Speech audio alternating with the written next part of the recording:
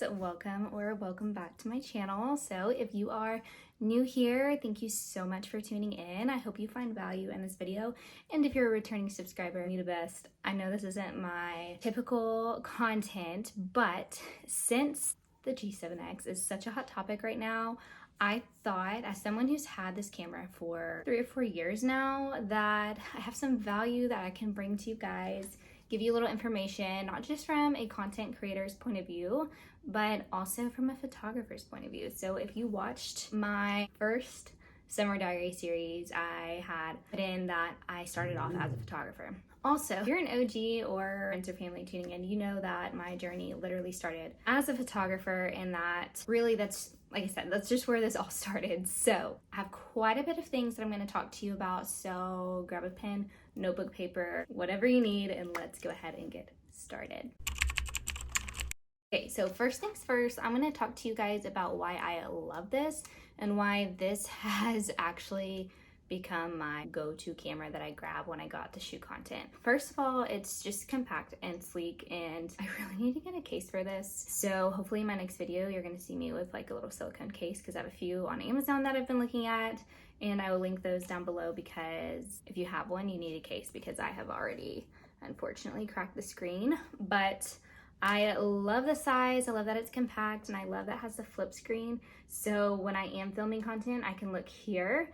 And then also, if I have this on a tripod and need to take my own photos, as a content creator, you know, that's something that we sometimes have to do. So that's a really useful tool. So for my fellow photographers, if you are thinking about picking one of these up, it's very, very similar to shooting with a wide lens on a DSLR. You still get that blurred background, you still have these crisp photos. And when you're shooting with the flash, several people have been like, wait, how do I use the flash on this thing? It's a little button right here, and then you do need to make sure that when you put the flash up, go to this little thing right here where it has the flash, and make sure your flash is on. Sometimes when it's on auto, it doesn't always go up. Sometimes it'll flash when it thinks it needs to, but then the camera's like, wait, why are you trying to use the flash in the middle of the day? Let me show you. Yeah, I mean, a flash in the middle of the day is a whole vibe right now. And then I edit with Teza, and it's just a whole mood.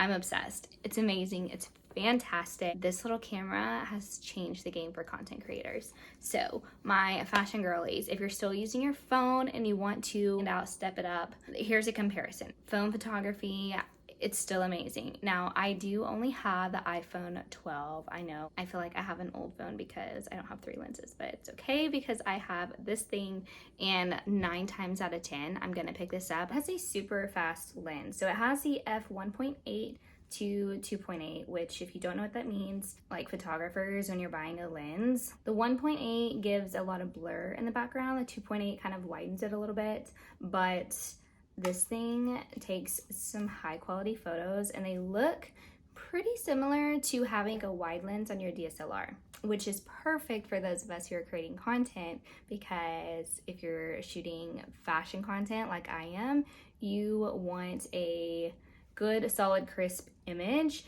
but you want most of the background in the photo. You don't want it completely blurred, but a little bit of blur doesn't hurt. It also has built-in Wi-Fi. It's not the greatest. I've seen a lot of people get the little connector that you can put in your phone, and you just put your SD card into your phone. That's so much easier. I'll link one down below. I don't have one to show you because I just ordered it, but it's on the way, and I will link the one that I just purchased. Let's talk about how to use the darn thing. So for beginners, if you're a beginner and you have no idea how to use manual mode is over your head, but you wanna do a little bit better than auto. I just took a picture, because I'll be honest, auto, it's not my favorite. I don't love it. It's inconsistent, and I don't know, the quality just, what I have found to work for me is what I'll tell you. As a photographer who loves to use manual mode on her DSLR, I personally have been using the little P on here. So here it says P, it just says no card and camera, ignore that.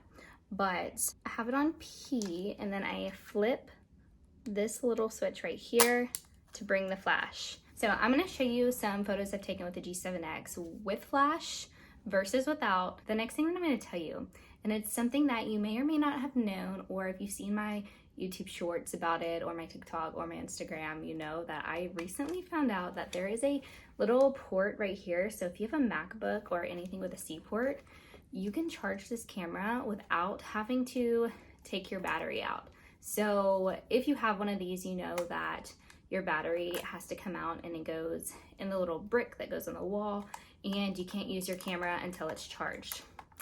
Well, I'm here to let you know that you can actually charge this in the wall in your car however you can with a C-port charger. That completely saved my life. Like, there was a point in time where I didn't film a YouTube video for months when I was trying to get consistent because I could not find a charger to my G7X, and I was losing my mind. By the way, I have the G7X Mark III. I don't know if the Mark IIs have it. Pretty sure they do. I don't know why they wouldn't, but check your G7X because you should have that little charging port. I just looked it up. Unfortunately, the G7X Mark II doesn't have that feature. It's just a like whatever USB port they have, which I'm sure you can still charge it with that, but not your MacBook charger. And the other just major differences between the two, if you're looking, because the price difference is like maybe $100. Like, there's not a huge price difference. So if these two things stand out to you and kind of is the deciding factor between one versus the other, then hopefully this helps. But the main difference is the ISO with the G7X Mark III is a little bit lower. Like, literally it goes down to 100 versus the G7X Mark II goes down to 125.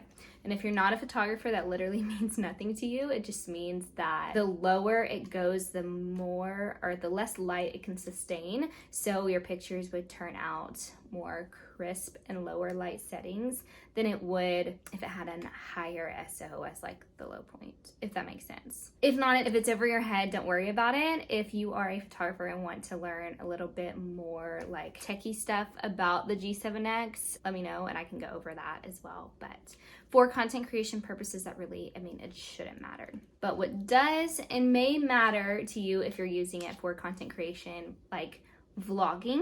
For vlogging is the G7X Mark III does shoot in 4K versus the Mark II. It only does like the 1920 to 1080 frames, if you know what I'm saying. So the video quality is slightly sharper on the G7X Mark III. I don't know the Mark II because I never have filmed with it before, but I'm sure there are videos somewhere. I'll link one somewhere in this video showing you guys like the actual specs and details that go into the G7X Mark II versus 3, because I know someone somewhere has a comparison video, and since I don't have both cameras, I can't do that for you. But hopefully those tips and tricks help you decide whether or not the G7X Mark III is for you. And if you do, please let me know. And if you're a fellow fashion influencer girly, I would love to follow you. So comment your Instagram handles below and I would love to follow along. Or if you're a fellow YouTuber and you're using the G7X to vlog, I'd love to subscribe to your channel as well, because I love meeting new creators and connecting with you guys. So if you found this video helpful at all, please give it a thumbs up and don't forget to hit that subscribe button so you can follow along and see the content I create with my Canon G7X Mark III. That is all for today's video. I love you guys. You're the best. I'll see you guys in my next video on Sunday.